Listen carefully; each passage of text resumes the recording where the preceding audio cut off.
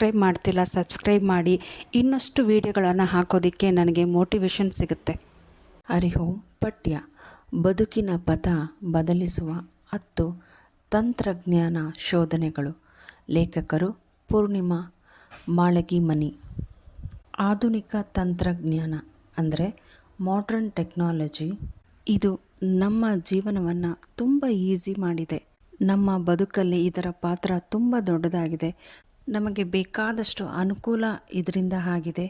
ಜೊತೆಗೆ ಇದರ ಮೇಲೆ ನಾವು ತುಂಬ ಡಿಪೆಂಡ್ ಆಗಿದ್ದೀವಿ. ತಂತ್ರಜ್ಞಾನವನ್ನು ರೂಪಿಸಿದ್ದು, ಕಂಡುಹಿಡಿದಿದ್ದು ಮಾನವ. ಇದೇ ತಂತ್ರಜ್ಞಾನವನ್ನು ಪ್ರತಿನಿತ್ಯ ಜೀವನದಲ್ಲಿ ಅದನ್ನು ಯೂಸ್ ಮಾಡ್ತಾ ಬಂದಿದ್ದಾನೆ. ಇದು ಎಷ್ಟರ ಮಟ್ಟಿಗೆ ಡಿಪೆಂಡ್ ಆಗಿದ್ದೀವಿ ಅಂದರೆ, ಅದಿಲ್ಲ ಅಂದರೆ ಇರೋದಕ್ಕೆ ಆಗಲ್ಲ ಅನ್ನೋ ರೀತಿ ಅದರ ಅಡಿಯಾಳು ಕೂಡ ನಾವೇ ಆಗಿದ್ದೀವಿ. ಹಾಗೆ ನಾವು ಒಂದು ಕಡೆ ಮಾತಾಡ್ತೀವಿ ಯಂತ್ರಗಳ ಉಪಯೋಗವನ್ನು ಕಡಿಮೆ ಮಾಡಬೇಕು ಅಂತ. ಹಾಗೆ ಇನ್ನೊಂದು ಕಡೆ ಹೇಳ್ತೀವಿ ಯಾಂತ್ರಿಕ ಸಹಾಯ ಮಾನವನ ಬದುಕಿಗೆ ಒಂದು ರೀತಿ ಅನಿವಾರ್ಯ ಆಗಿರುತ್ತೆ. ಈ ಲೆಸನ್ನಲ್ಲಿ ನಮ್ಮ ಬದುಕನ್ನು ಬದಲಿಸುವಂಥ 10 ಸಂಶೋಧನೆಗಳನ್ನು ಪಟ್ಟಿ ಮಾಡಿ ಅದರ ಬಗ್ಗೆ ಚರ್ಚೆಯನ್ನು ಮಾಡಿದ್ದಾರೆ. ಈ ರೀತಿಯಾದಂತಹ ಆಧುನಿಕ ತಂತ್ರಜ್ಞಾನದ ಶೋಧನೆಗಳು ನಮ್ಮ ಬದುಕಿನ ಮೇಲೆ ಯಾವ ರೀತಿಯ ಪ್ರಭಾವವನ್ನು ಬೀರುತ್ತೆ, ಜೊತೆಗೆ ಇದನ್ನು ನಿರ್ಮಾಣ ಮಾಡುವಾಗ, ಬಳಕೆ ಮಾಡುವಾಗ ನಾವು ಯಾವ ರೀತಿಯ ಎಚ್ಚರಿಕೆಯನ್ನು ವಹಿಸಬೇಕು, ಈ ರೀತಿಯ ಅನೇಕ ಡೀಟೇಲ್ಸನ್ನು ವಿದ್ಯಾರ್ಥಿಗಳಿಗೆ ನೀಡಬೇಕು ಅನ್ನೋದೇ ಇದರ ಮುಖ್ಯ ಉದ್ದೇಶ. ಜೊತೆಗೆ ಕನ್ನಡ ಭಾಷೆಯಲ್ಲಿ ತಂತ್ರಜ್ಞಾನದ ಕುರಿತು ಹೇಗೆಲ್ಲ ಬರಿಬೋದು ಅನ್ನೋದನ್ನು ಈ ಪಠ್ಯದಲ್ಲಿ ಚರ್ಚೆ ಮಾಡ್ತಾ ಬಂದಿದ್ದಾರೆ. ಮಾನವನ ಬದುಕಿನ ಪಥವನ್ನು ಯಾವ ರೀತಿ ಚೇಂಜ್ ಮಾಡುತ್ತೆ ಅನ್ನೋದನ್ನು ಮುಂದೆ ನೋಡ್ತಾ ಹೋಗೋಣ. First one, artificial intelligence, virtual reality ಅಂದರೆ ಕೃತಕ ಬುದ್ಧಿಮತ್ತತೆ ಮತ್ತು ವರ್ಚುವಲ್ ರಿಯಾಲಿಟಿ. ಇದರ ಬಗ್ಗೆ ನೋಡೋಣ. ಗಣಕಯಂತ್ರದ ಮೂಲಭೂತ ಮಾದರಿಯನ್ನು 1940ರಲ್ಲಿ ವಿಜ್ಞಾನಿಗಳು ಕಂಡುಹಿಡಿತಾರೆ. ಅಂದರೆ ದ ಬೇಸಿಕ್ ಮಾಡೆಲ್ ಕಂಪ್ಯೂಟರನ್ನು ಡೆವಲಪ್ ಮಾಡ್ತಾರೆ ಸೈಂಟಿಸ್ಟ್ಗಳು. ಅದು 1940ಯಲ್ಲಿ. ಆಗಿನ ಕಾಲಕ್ಕೆ ವಿಜ್ಞಾನಿಗಳಿಗೆ ಅನಿಸುತ್ತೆ, ಈ ಕಂಪ್ಯೂಟರ್ ಕೆಲಸ ಮಾಡುವ ರೀತಿಯನ್ನು ನೋಡಿ, ಹೇಗಾದರೂ ಸರಿ ಎಲೆಕ್ಟ್ರಾನಿಕ್ ಬ್ರೈನನ್ನು ಕ್ರಿಯೇಟ್ ಮಾಡಬೇಕು. ಇಂಥ ವಿಷಯದ ಬಗ್ಗೆ ತುಂಬ ಡೆವಲಪ್ಮೆಂಟ್ ಆಗಿದ್ದು 21st ಸೆಂಚುರಿಯಲ್ಲಿ. ವಿಜ್ಞಾನಿಗಳ ಹಠ ಮತ್ತು ಪರಿಶ್ರಮದ ಫಲವಾಗಿ ಯಂತ್ರಗಳಿಕೆ, ಮಿಷನ್ ಲರ್ನಿಂಗ್ ಮೂಲಕ ಅತಿ ವೇಗವಾಗಿ ಕೆಲಸ ಮಾಡುವ ಗಣಕಯಂತ್ರಗಳಿಂದ ಇದು ನನಸಾಗಿದೆ. ಅಂದರೆ ಸೂಪರ್ ಫಾಸ್ಟ್ ಕಂಪ್ಯೂಟರ್ ಮೂಲಕ ಇದು ನನಸಾಗಿದೆ. ಇದರ ಫಲವಾಗಿ ವಿಜ್ಞಾನಿಗಳು ಅನೇಕ ರೀತಿಯ ರೋಬೋಗಳನ್ನು ಕಂಡುಹಿಡಿತಾರೆ. ಉದಾಹರಣೆ ನೋಡೋದಾದರೆ ಸೋಷಿಯಲ್ ರೋಬೋ. ಇದು ಒಂದು ರೀತಿಯ ಮನುಷ್ಯನಾಗೆ ಇನ್ನೊಬ್ಬ ಮನುಷ್ಯ ಮಾತುಗಳನ್ನು ಆಲಿಸ್ಕೊಂಡು ಕೇಳಿಸ್ಕೊಂಡು ಮನುಷ್ಯನ ಫೇಸ್ ಎಕ್ಸ್ಪ್ರೆಷನ್ ಮೂಲಕ, ಧ್ವನಿಯ ಏರಿಳಿತಗಳ ಮೂಲಕ, ಸನ್ನೆಗಳ ಮೂಲಕ ಅರ್ಥ ಮಾಡಿಕೊಂಡು ರಿಯಾಕ್ಟ್ ಮಾಡುತ್ತೆ. ವರ್ಚುವಲ್ ಅಸಿಸ್ಟೆಂಟ್ ಆಲ್ರೆಡಿ ಮನೆಗಳಲ್ಲಿ ಮಕ್ಕಳಿಗೆ ಪಾಠವನ್ನು ಹೇಳ್ಕೊಡೋದಕ್ಕೆ ಅಥವಾ ಅವ್ರಿಗೆ ಎಂಟರ್ಟೈನ್ ಮಾಡೋದಕ್ಕೆ, ವೃದ್ಧರ ವಯಸ್ಸಾದವರಿಗೆ ಸೇವೆ ಮಾಡೋದಕ್ಕೆ, ಕೆಲವೊಂದು ಸನ್ನಿವೇಶಗಳಲ್ಲಿ ಇದು ಒಬ್ಬ ಮನೆಯ ಮೆಂಬರ್ ಆಗಿ ಕೆಲಸವನ್ನು ಮಾಡ್ತಾ ಇರುತ್ತೆ. ಇದು ಎಷ್ಟರ ಮಟ್ಟಿಗೆ ಡೆವಲಪ್ ಆಗಿದೆ ಅಂದರೆ ಕೆಲವೊಂದು ಆಫೀಸುಗಳಲ್ಲಿ ರಿಸೆಪ್ಷನಿಸ್ಟ್ ಆಗಿ ಕೆಲಸವನ್ನು ಮಾಡ್ತಾ ಇದೆ. ಹಾಗೆ ಟೆಲಿಪ್ರೆಸೆನ್ಸ್ ಮೂಲಕ ಮೀಟಿಂಗಲ್ಲೂ ಸಹ ಭಾಗವಹಿಸುತ್ತೆ. ಜೊತೆಗೆ ಕಸ್ಟಮರ್ಗಳನ್ನು ಮಾತಾಡಿಸುತ್ತೆ. ಅವರ ಕಷ್ಟ ಸುಖಗಳನ್ನು ವಿಚಾರಿಸುವಷ್ಟು ಆಪ್ತರಾಗಿಯೂ ಜೊತೆಗೆ ದಿನಚರಿ ಕೆಲಸಗಳನ್ನು ನಿಭಾಯಿಸಿಕೊಂಡು ಹೋಗೋದಕ್ಕೆ ಸಹಾಯವಾಗ್ತಿದೆ. ಈ ರೋಬೋಗಳು ಕೆಲವೊಂದು ರಿಮೋಟ್ ಮೂಲಕ ಕೆಲಸ ಮಾಡಿದ್ರೆ, ಇನ್ನು ಕೆಲವು ಸ್ವತಂತ್ರವಾಗಿ ಸ್ಮಾರ್ಟ್ ರೋಬೋಟ್ ಮೂಲಕ ತನ್ನ ಕೆಲಸವನ್ನು ತಾನು ಮಾಡ್ಕೊಳ್ತಾ ಹೋಗ್ತಾ ಇದೆ. ಮತ್ತೊಂದು ಎಕ್ಸಾಂಪಲನ್ನು ನೋಡೋದಾದರೆ ರೋಬೋ ವಕೀಲರು, ಲಾಯರ್ ರೋಬೋ. ಇದ್ರ ಬಗ್ಗೆ ನೋಡೋಣ. 2019ರಲ್ಲಿ ಎಲ್ಲರಲ್ಲೂ ಕುತೂಹಲ ಕೆರಳಿಸಿದಂಥ ರೋಬೋ ಅಂದರೆ ಲಾಯರ್ ರೋಬೋ. ಇದು ಸದ್ಯದಲ್ಲೇ ಮುಖ್ಯವಾಹಿನಿಗೆ ಬರ್ತಾ ಇದೆ. ಇದರ ಸಹಾಯದಿಂದ ಜನ ಏನು ಮಾಡ್ಬೋದು ಅಂದರೆ, ತನಗೆ ಯಾರು ವಂಚನೆ ಮಾಡಿದಾರೋ, ಮೋಸ ಮಾಡಿದಾರೋ ಅಂಥ ವ್ಯಕ್ತಿಯ ಮೇಲೆ ಮೊಕದ್ದಮೆ ಅಂದರೆ ಕೇಸನ್ನು ಫೈಲ್ ಮಾಡ್ಬೋದು. ಜೊತೆಗೆ ವಲಸೆ ನೀತಿಗಳ ವಿರುದ್ಧ ಹೋರಾಟವನ್ನು ಮಾಡಬಹುದು. ಡೈವರ್ಸ್, ವಿವಾಹ ವಿಚ್ಛೇದನ, ಆಸ್ತಿ ಹಂಚಿಕೆ ಹೀಗೆ ತಮಗಾದಂಥ ಅನೇಕ ತೊಂದರೆಗಳನ್ನು ತಮ್ಮ ಸ್ಮಾರ್ಟ್ಫೋನ್ ಮೂಲಕನೇ ಕಡಿಮೆ ದರದಲ್ಲಿ, ಅಂದರೆ ಫೀಸು ತುಂಬ ಕಡಿಮೆ ಆಗಿ ಕುಳಿತಲ್ಲೇ ಬಗೆಹರಿಸ್ಕೊಳ್ಬೋದು ತಮ್ಮ ಪ್ರಾಬ್ಲಮನ್ನು. ಸಾಮಾನ್ಯವಾಗಿ ಕೋರ್ಟಲ್ಲಿ ಕೇಸನ್ನು ಹಾಕಿದ್ರೆ ಅದಕ್ಕೆ ಸುಮಾರು ವರ್ಷಗಳು ಹೇಳ್ಕೊಳ್ತಾ ಹೋಗುತ್ತೆ. ಜೊತೆಗೆ ಲಾಯರ್ಸು ಡೇಟ್ ಮೇಲೆ ಡೇಟನ್ನು ತಗೊಳ್ತಾ ಹೋಗ್ತಾರೆ. ಹಾಗೆ ನಾವು ಅವ್ರಿಗೆ ಫೀಸ್ ಕೊಡಲೇಬೇಕಾಗುತ್ತೆ. ಈ ರೀತಿಯ ಅನೇಕ ತೊಂದರೆಗಳಿಗೆ ಸ್ವಲ್ಪ ಆದರೂ ಬ್ರೇಕ್ ಖಂಡಿತ ಸಿಗುತ್ತೆ. ರೋಬೋ ಕೆಲಸಗಾರರು 2019ರಲ್ಲಿ ರೋಬೋ ಕೆಲಸಗಾರರು ಉದ್ಯೋಗ ಕ್ಷೇತ್ರದಲ್ಲಿ ಕ್ರಾಂತಿಯನ್ನು ಹುಟ್ಟು ಹಾಕುವಂಥ ಕೆಲಸ ಮಾಡ್ತಿದ್ದಾರೆ. ಅಂದರೆ 2019ನಲ್ಲಿ ಎಂಪ್ಲಾಯ್ಮೆಂಟಲ್ಲಿ ಒಂದು ರೆವಲ್ಯೂಷನ್ ಕ್ರಿಯೇಟ್ ಆಗುತ್ತೆ ಅಂತ ಹೇಳ್ತಾ ಇದ್ದಾರೆ. ಹಾಗೆ ನಮ್ಮ ವಿಶ್ವ ಆರ್ಥಿಕ ವೇದಿಕೆಯಿಂದ ಒಂದು ರಿಪೋರ್ಟ್ ಸಿಗುತ್ತೆ. ಅದರ ಪ್ರಕಾರ 2025ರಲ್ಲಿ ಅಂದರೆ 2025ಅಲ್ಲಿ ನಮ್ಮ ಟೆಕ್ನಾಲಜಿ ಎಷ್ಟು ಇಂಪ್ರೂವ್ ಆಗಿರುತ್ತೆ ಅಂದರೆ, ರೋಬೋಗಳು ಸಮುದ್ರದ ತಳಭಾಗಕ್ಕೆ ಹೋಗಿ ಅಲ್ಲಿರುವಂಥ ಎಷ್ಟೋ ವಿಷಯಗಳನ್ನು ಕಂಡುಹಿಡಿಯುತ್ತೆ. ಜೊತೆಗೆ ವೈದ್ಯಕೀಯ ಕ್ಷೇತ್ರದಲ್ಲೂ ಕೆಲಸ ಮಾಡುತ್ತೆ. ಲಾಯರ್ ಕೆಲಸ, ಟ್ಯಾಕ್ಸಿ ಚಾಲನೆ ಮಾಡುತ್ತೆ. ಅಂದರೆ ಡ್ರೈವರ್ ಇಲ್ದೇ ಕಾರನ್ನು ಡ್ರೈವ್ ಮಾಡುವಂಥ ಟೆಕ್ನಾಲಜಿ. ಅಂಗಡಿಯಲ್ಲಿ ಸೇಲ್ಸ್ಮ್ಯಾನ್ ಆಗಿ ಕೆಲಸವನ್ನು ಮಾಡುತ್ತೆ ರೋಬೋ. ಇಂಥ ರೋಬೋಗಳಿಂದ ಮನುಷ್ಯನಿಗೆ ಯಾವ ರೀತಿ ಲಾಸ್ ಆಗುತ್ತೆ ಅಂದರೆ, ಸುಮಾರು 7,50,00,000 ಕೆಲಸಗಳನ್ನು ರೋಬೋಗಳು ಕಿತ್ಕೊಳ್ಳುತ್ತೆ. ಅಂದರೆ 7,50,00,000. ಇಲ್ಲಿ ನಾನು ನಿಮಗೆ ಇಂಗ್ಲೀಷ್ ನಂಬರ್ಸನ್ನು ಹೇಳೋದಕ್ಕೆ ಕಾರಣ ನಿಮಗೆಲ್ಲರಿಗೂ ಇನ್ನು ಸ್ವಲ್ಪ ಚೆನ್ನಾಗಿ ಅರ್ಥ ಆಗಲಿ ಅನ್ನೋ ಉದ್ದೇಶಕ್ಕೆ ಅಷ್ಟೆ. ಇದರಲ್ಲೂ ಒಂದು ಗುಡ್ ನ್ಯೂಸ್ ಇದೆ. ಅದೇನು ಅಂದರೆ, ಮನುಷ್ಯನ ಆರೋಗ್ಯಕ್ಕೆ ಹಾನಿಕರವಾದಂತಹ ಮತ್ತು ಜೀವಕ್ಕೆ ಅಪಾಯವಾಗುವಂಥ ಕೆಲಸಗಳನ್ನು ನಾವು ಕೆಲವೊಂದು ಸಲ ಮನುಷ್ಯರ ಕೈಯಲ್ಲಿ ಮಾಡಿಸ್ತೀವಿ. ಅಂಥ ಸಂದರ್ಭದಲ್ಲಿ ಈ ರೀತಿಯ ರೋಬೋಗಳಿಂದ ಕೆಲಸ ಮಾಡಿಸಿದಾಗ ಆಗುವಂಥ ಅನಾಹುತಗಳು ತಪ್ಪುತ್ತೆ. ನೆಕ್ಸ್ಟ್ ಎಕ್ಸಾಂಪಲನ್ನು ನೋಡೋದಾದರೆ, ಸಹಯೋಗದ ದೂರ ಹಾಜರಿ, ಸ್ಪರ್ಶ, ಕೊಲಾಬ್ರೇಟಿವ್ ಟೆಲಿಪ್ರೆಸೆನ್ಸ್. ಈ ರೀತಿಯ ಒಂದು ಟೆಕ್ನಾಲಜಿಯಿಂದ ಒಂದು ಆಶ್ಚರ್ಯವಾದಂಥ ಬೆಳವಣಿಗೆ ಇದೆ. ಅದೇನಪ್ಪ ಅಂದರೆ, ಅಮೇರಿಕದಲ್ಲಿರುವಂಥ ಮಗನನ್ನು ಭಾರತದಲ್ಲಿರುವಂಥ ತಂದೆ ತಾಯಿಗಳು ಅವನ ಯೋಗಕ್ಷೇಮವನ್ನು ವಿಚಾರಿಸಿ, ಅವನ ತಲೆ ಸವರಿ ಅವನಿಗೆ ಆಶೀರ್ವಾದ ಮಾಡ್ಬೋದು. ಈ ರೀತಿ ಸಾಧ್ಯನಾ ಅಂದರೆ ಖಂಡಿತ ಸಾಧ್ಯ ಆಗುತ್ತೆ. ನಮ್ಮ ಟೆಕ್ನಾಲಜಿ ಆ ಮಟ್ಟಿಗೆ ಡೆವಲಪ್ ಆಗ್ತಾ ಇದೆ. ಇದಕ್ಕೆ AR ಮತ್ತು VR 5G ಇಂಟರ್ನೆಟ್ ಅಂತ ಕರಿತೀವಿ. ಇದರ ಸಹಾಯದಿಂದ ಸ್ಕೈಪ್ ಮತ್ತು ಫೇಸ್ ಟೈಮಲ್ಲಿ ವಿಡಿಯೋ ಚಾಟ್ ಮಾಡುವಾಗ ಸ್ಪರ್ಶದ ಅನುಭವ ನಮಗಾಗತ್ತೆ. ಹಾಗೆ ವಿಡಿಯೋ ಕಾನ್ಫರೆನ್ಸ್ ಮಾಡುವಾಗ ನಾವು ಶೇಕ್ ಹ್ಯಾಂಡ್ ಕೊಡ್ಬೋದು. ಆ ರೀತಿಯ ಫೀಲು ಸಹ ಆಗುತ್ತೆ. ಇದರಿಂದ ಒಂದು ದೊಡ್ಡ ಲಾಭ ಆಗುತ್ತೆ. ಯಾವ ರೀತಿ ಅಂದರೆ, ವೈದ್ಯರು ರೋಗಿಯನ್ನು ನೋಡುವಾಗ ಅವರು ಪೇಷಂಟ್ ಮುಂದೆನೇ ಕೂತ್ಕೊಂಡು ಚೆಕಪ್ ಮಾಡ್ತಿದ್ದಾರೆ ಅನ್ನೋಷ್ಟು ಫೀಲು ಆ ಪೇಷಂಟ್ಗೆ ಆಗುತ್ತೆ. ಈ ರೀತಿಯ ಟೆಕ್ನಾಲಜಿ ಮನುಷ್ಯನಿಗೆ ಒಂದು ರೀತಿಯ ಎಮೋಷ್ನಲ್ ಟಚ್ ಫೀಲನ್ನು ಕೊಡುತ್ತೆ ಅಲ್ವಾ. ಸೆಕೆಂಡ್ ಒನ್, ಮೆಟಾ ಲೆನ್ಸ್, ಸೂಕ್ಷ್ಮ ಮಸೂರ ಅಂತ ಕನ್ನಡದಲ್ಲಿ ಕರಿತೀವಿ. ಅಂದರೆ ಲೆನ್ಸ್ ಕಟ್ಟಿಂಗನ್ನು ಯಾವ ರೀತಿ ಮಾಡ್ತಿದ್ದಾರೆ ಅಂತ, ಜೊತೆಗೆ ಈ ಲೆನ್ಸನ್ನು ಮೆಡಿಕಲ್ ಎಕ್ವಿಪ್ಮೆಂಟ್ಸಲ್ಲಿ ಹೇಗೆ ಬಳಸ್ಬೋದು, ಹೀಗೆ ಅನೇಕ ವಿಷಯಗಳನ್ನು ಇದರಲ್ಲಿ ಹೇಳ್ತಾ ಬಂದಿದ್ದಾರೆ. ಸಾಂಪ್ರದಾಯಿಕವಾಗಿ ಗ್ಲಾಸ್ ಕತ್ತರಿಸುವಂತಹ ಅಥವಾ ಮೊನಚು ಮಾಡುವಂತಹ ಪದ್ಧತಿಗಳಿಂದ ಅತಿ ಸೂಕ್ಷ್ಮ ಮಸೂರಗಳನ್ನು ತಯಾರು ಮಾಡೋದು ತುಂಬ ಕಷ್ಟವಾದಂಥ ಕೆಲಸ ಆಗಿತ್ತು. ಅಂದರೆ ಅಲ್ಟ್ರಾ ಸೆನ್ಸಿಟಿವ್ ಲೆನ್ಸ್ ಗ್ಲಾಸನ್ನು ಕಟ್ ಮಾಡುವ ಪದ್ಧತಿ ಕಷ್ಟಕರವಾಗಿತ್ತು. ಆದರೆ ಭೌತಶಾಸ್ತ್ರದ ಅಧ್ಯಾಯದಿಂದ ನಿಮ್ಮೆಲ್ಲರಿಗೂ ಅರ್ಥವಾಗಲಿ ಅನ್ನೋ ಕಾರಣಕ್ಕೆ ನಾನು ಕೆಲವು ಇಂಗ್ಲೀಷ್ ಪದಗಳನ್ನು ಯೂಸ್ ಮಾಡ್ತಿದ್ದೀನಿ. ಫಿಸಿಕ್ಸ್ ಅಡ್ವಾನ್ಸ್ಡ್ ಸ್ಟಡೀಸ್, ಇದರ ಸಹಾಯದಿಂದ ಅತ್ಯಂತ ಪುಟವಾದ, ತೆಳುವಾದ, ಹಗುರವಾದ, ಹಿಂದೆಂದೂ ಕಾಣದಂಥ ಕ್ರಿಯಾತ್ಮಕವುಳ್ಳ ಪರ್ಯಾಯ ಲೆನ್ಸ್ಗಳನ್ನು ರೆಡಿ ಮಾಡೋದು ಸಾಧ್ಯ ಆಗಿದೆ ಈ ಒಂದು ಫಿಸಿಕ್ಸಿಂದ. ಲೆನ್ಸ್ ಕಟ್ಟಿಂಗ್ ಯಾವ ರೀತಿ ಇತ್ತು ಅಂದರೆ, extremely small, thin, light and functional alternative lens. ರೀತಿಯ ಲೆನ್ಸ್ ಕಟ್ಟಿಂಗಿಂದ ನಮಗಾಗ್ತಿದ್ದಂಥ ಬೆನಿಫಿಟ್ಸ್ ನೋಡೋದಾದರೆ, ಉತ್ಕೃಷ್ಟವಾದಂಥ ಮೊಬೈಲ್ ಕ್ಯಾಮ್ರಾಗಳು, ಅದರ ಮೇಲೆ ನಾವು ಬಳಸ್ತಿದ್ದಂಥ VR, AR ಮತ್ತು ಮಿಷನ್ ಲರ್ನಿಂಗ್ ಡಿಸ್ಪ್ಲೇ ಸಾಧನಗಳು, ಹಾಗೆ ಸ್ಮಾರ್ಟ್ ವಾಚ್ ಅಥವಾ ಬ್ಯಾಂಡ್ಗಳು, ಎಂಡೋಸ್ಕೋಪಿ ಮಾಡುವ ವೈದ್ಯಕೀಯ ಉಪಕರಣಗಳು, ಮೆಡಿಕಲ್ ಎಕ್ವಿಪ್ಮೆಂಟ್ ಫಾರ್ ಎಂಡೋಸ್ಕೋಪಿ.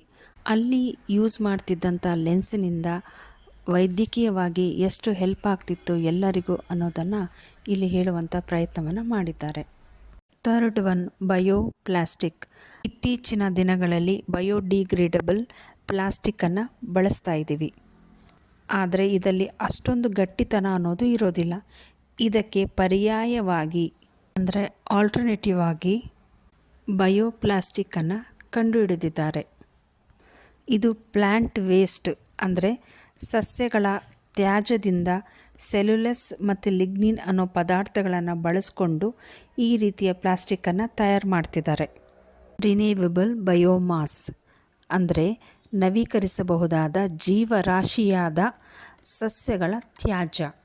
ಏನೆಲ್ಲ ಇರುತ್ತೆ ಅಂದರೆ ಜಿಡ್ಡು, ಎಣ್ಣೆ, ಮೆಕ್ಕೆಜೋಳದ ಗಂಜಿ, ಆಹಾರದ ತ್ಯಾಜ್ಯ ಮುಂತಾದವುಗಳನ್ನು ಬಳಸಿ ಇದನ್ನು ತಯಾರು ಮಾಡ್ತಾರೆ. ಇದು 100% ಬಯೋಡಿಗ್ರೇಡಬಲ್. ಈ ಪ್ಲಾಸ್ಟಿಕ್ 100% ಕೊಳ್ತೋಗುತ್ತೆ. ಇದನ್ನು ಈಗಾಗಲೇ ಅಮೇರಿಕ ಮತ್ತು ಯುರೋಪ್ ದೇಶಗಳಲ್ಲಿ ತುಂಬ ಬಳಕೆ ಮಾಡ್ತಿದ್ದಾರೆ. ಅದು ಕೃಷಿಗಾಗಿರ್ಬೋದು, ಬಟ್ಟೆ ತಯಾರಿಕೆಯಲ್ಲಿ, ಔಷಧಿ ಉತ್ಪನ್ನಗಳ ತಯಾರಿಕೆಯಲ್ಲಿ, ಆಹಾರ ಕಟ್ಟುವ ಪೊಟ್ಟಣಗಳು ಅಂದರೆ ಫುಡ್ ಪ್ಯಾಕೇಜಿಂಗ್ ಇಂಡಸ್ಟ್ರಿಗೂ ಸಹ ಇದು ತುಂಬ ಬಳಕೆ ಆಗ್ತಾ ಇದೆ. ಹೀಗೆ ಅನೇಕ ಕ್ಷೇತ್ರಗಳಲ್ಲಿ ಇದರ ಬಳಕೆಯನ್ನು ಮಾಡ್ತಾ ಇದ್ದಾರೆ.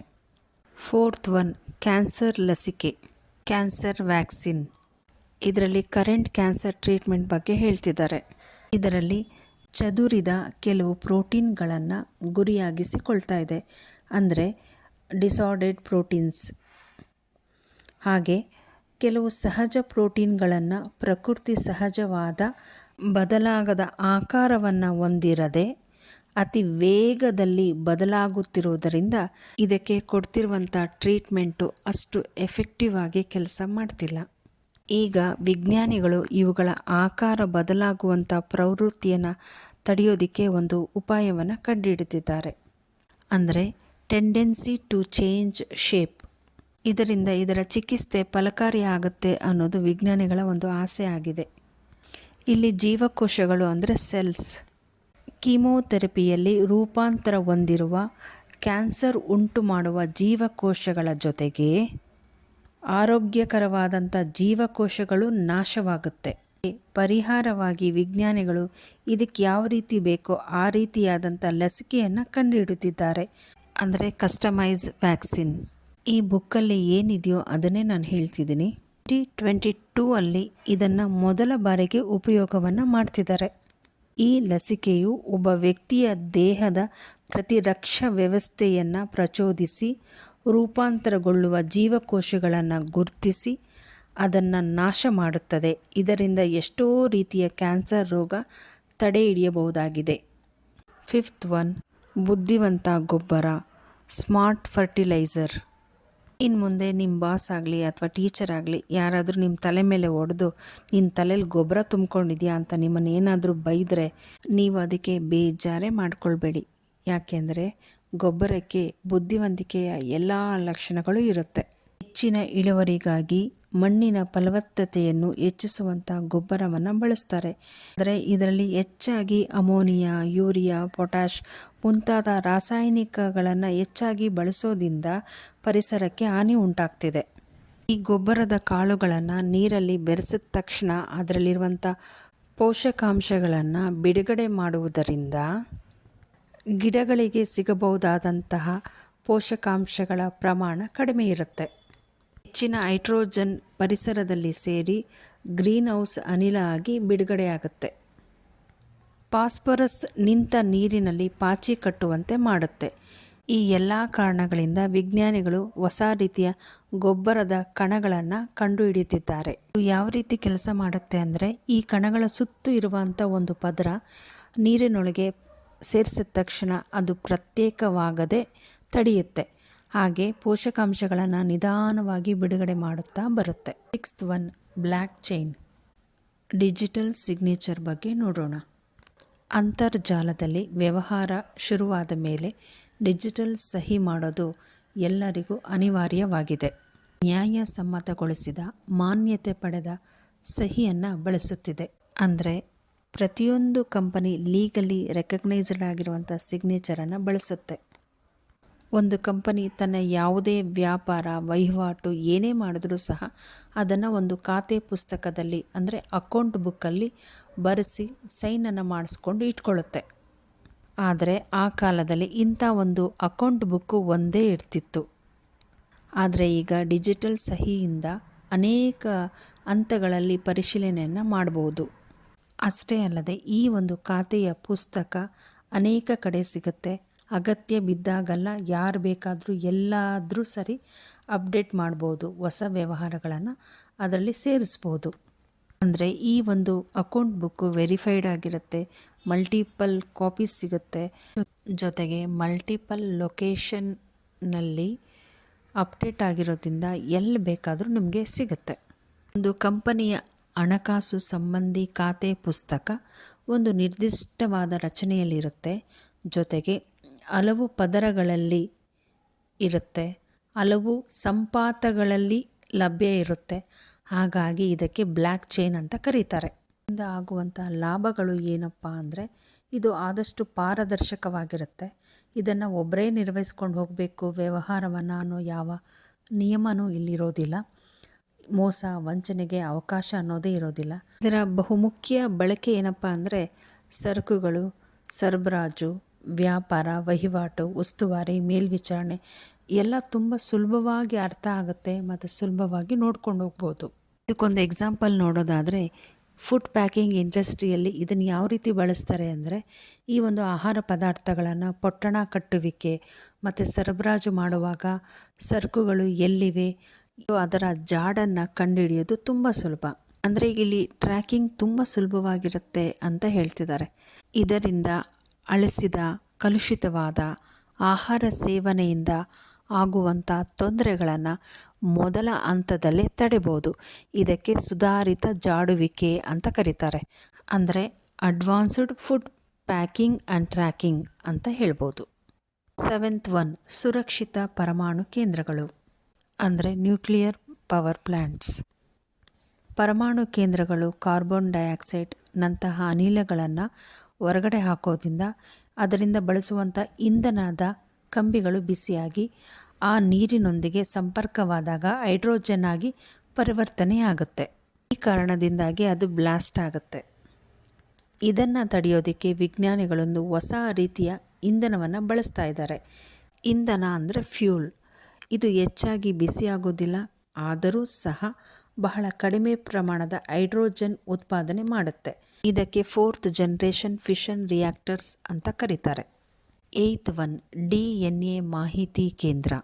ನಮ್ಮ ಸರ್ಕಾರಿ ಕಚೇರಿಗಳಲ್ಲಿ ದಶಕಗಳಾದರೂ ಸಹ ಹಳೆಯ ಕಡತಗಳನ್ನು ನಾಶ ಮಾಡದೆ ಸಂರಕ್ಷಿಸಿ ಇಟ್ಟಿರ್ತಾರೆ. ಇತ್ತೀಚಿನ ಡಿಜಿಟಲ್ ಲೈಫಲ್ಲಿ ಡೇಟಾವನ್ನು ಸಂರಕ್ಷಿಸೋದು ಒಂದು ದೊಡ್ಡ ಕೆಲಸ ಆಗಿದೆ. ಇಂದಿನ ಕಾಲದಲ್ಲಿ ಡೇಟಾ ಸ್ಟೋರೇಜ್ ಸಿಸ್ಟಮ್ ತುಂಬಾ ಕಷ್ಟ ಆಗಿತ್ತು. ಇದಕ್ಕೆ ಪರಿಹಾರವಾಗಿ ವಿಜ್ಞಾನಿಗಳು ಒಂದು ಮಹತ್ತರವಾದಂಥ ಪ್ರಗತಿಯನ್ನು ಸಾಧನೆ ಮಾಡಿದ್ದಾರೆ. ಸದ್ಯದಲ್ಲಿ DNA ಆಧಾರಿತ ಡೇಟಾ ಸ್ಟೋರೇಜ್ ತಂತ್ರವು ಗಣಕಯಂತ್ರಗಳ ಹಾರ್ಡ್ ಡಿಸ್ಕ್ಗೆ ಪರ್ಯಾಯ ವ್ಯವಸ್ಥೆ ಆಗಲಿದೆ. ಒಂದು ಅಂದಾಜಿನ ಪ್ರಕಾರ ಯಾವ ಸೈಜಲ್ಲಿರುತ್ತೆ ಅಂದರೆ 1 ಚದರ ಮೀಟರ್ ಅಳತೆಯ DNA ಕ್ಯೂಬಿನಲ್ಲಿ ಇಡೀ ಪ್ರಪಂಚದ ಎಲ್ಲ ಡೇಟಾವನ್ನು ಸ್ಟೋರ್ ಮಾಡ್ಬೋದು.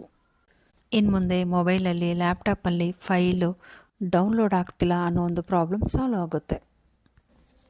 9th ಒನ್ ಸಾಧನಗಳ ಅಂತರ್ಜಾಲ.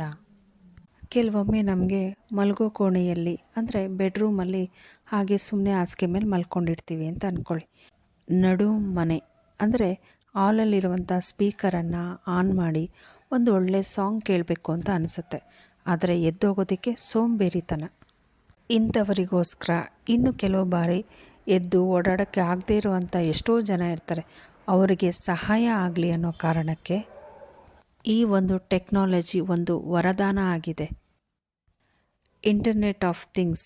ಇದರಿಂದ ಏನಾಗುತ್ತೆ ಅಂದರೆ ಮನೆಯಲ್ಲಾಗಿರ್ಬೋದು, ಆಫೀಸಲ್ಲಾಗಿರ್ಬೋದು, ಎಲ್ಲ ಸಾಧನಗಳನ್ನು ಒಂದೇ ಜಾಲದಲ್ಲಿ ಸೇರಿಸಿ ಒಂದೇ ಸಾಧನದಿಂದ ಎಲ್ಲವನ್ನು ನಾವು ಕುಂತ ಜಾಗದಿಂದಲೇ ಆಪ್ರೇಟನ್ನು ಮಾಡ್ಬೋದು. ಎಕ್ಸಾಂಪಲ್ ನೋಡೋದಾದರೆ ಒಂದು ಮನೆಯಲ್ಲಿ ಇರುವಂಥ T V, fridge, music system, A C, heater, car, lights, printers, laptop ಹೀಗೆ ಅನೇಕ ಗುರುತುಗಳನ್ನು ನಾವು ಕುಂತಿರೋ ಜಾಗದಿಂದಲೇ ಆಪ್ರೇಟನ್ನು ಮಾಡ್ಬೋದು. ಇದಕ್ಕೆ ಅಂತರ್ಜಾಲ ಅಂದರೆ ಇಂಟರ್ನೆಟ್ ಆಫ್ ಥಿಂಗ್ಸ್ನಿಂದ ಮಾತ್ರ ಸಾಧ್ಯ. ಇನ್ನು ಡಿಜಿಟಲ್ ಟ್ವಿನ್ಸ್ ಅಂದರೆ ಏನಪ್ಪ ಅಂದರೆ ನಮ್ಮ ಜೀವನದಲ್ಲಿ ವಸ್ತು ಅಥವಾ ಸಿಸ್ಟಮ್ ಅನ್ನು ಪ್ರತಿಬಿಂಬದಂತೆ ತೋರಿಸುವುದು. ಇದರಿಂದ ಒಂದು ಸಂಸ್ಥೆ ಅಥವಾ ಅದರ ಒಂದು ವ್ಯವಸ್ಥೆಯ ರಿಯಲ್ ಟೈಮ್ ಮಾನಿಟರಿಂಗ್ ಸುಲಭವಾಗುತ್ತೆ. 10th ಒನ್, ಡ್ರೋನ್ ಸೇವೆ. ಈಗಾಗಲೇ ನಮ್ಮ ಮನೆ ಬಾಗಿಲಿಗೆ ಊಟ ಮತ್ತು ನಮಗೆ ಬೇಕಾದಂಥ ಸಾಮಾನನ್ನು ತಂದುಕೊಡೋದಕ್ಕೆ ಸ್ವಿಗ್ಗಿ, ಓಲಾ, ಊಬರ್, ಕೊರಿಯರ್ ಎಲ್ಲ ಸೇವೆಗಳು ನಮಗೆ ಸಿಗುತ್ತೆ. ಆದರೆ ದುರ್ಗಮ ಸ್ಥಳಗಳಿಗೆ ಬೇಗ ಹೋಗಿ ಸೇರೋದಕ್ಕೆ ಇನ್ನು ಮುಂದೆ ಡ್ರೋನ್ಗಳನ್ನು ಬಳಸ್ಕೊಳ್ಬೋದು. ಈಗಾಗಲೇ ಮದುವೆ, ಕ್ರೀಡೆಗಳು, ರೆಸ್ಟೋರೆಂಟ್, ಆಪ್ರೇಷನ್ಗಳಲ್ಲಿ ವಿಡಿಯೋ ಶೂಟ್ ಮಾಡೋದಕ್ಕೆ ಹೀಗೆ ಅನೇಕ ಕಡೆಗಳಲ್ಲಿ ಈ ಡ್ರೋನನ್ನು ಬಳಸ್ತಾರೆ. ಇನ್ನು ಮುಂದೆ ಇದರ ಉಪಯೋಗ ಇನ್ನೂ ಹೆಚ್ಚಾಗಲಿದೆ. ಹಾಗೆ ಹಾಸಿಗೆ ಹಿಡಿದಂತಹ ವೀಲ್ಚೇರ್ ಮೇಲೆ ಕುಳಿತುಕೊಂಡಿರುವಂಥ ದುರ್ಬಲರಿಗೆ ಇದು ಬಹಳ ಪ್ರಯೋಜನವಾಗಿದೆ. Thank you. ಕೃಷ್ಣಾರ್ಪಣಮಸ್ತು.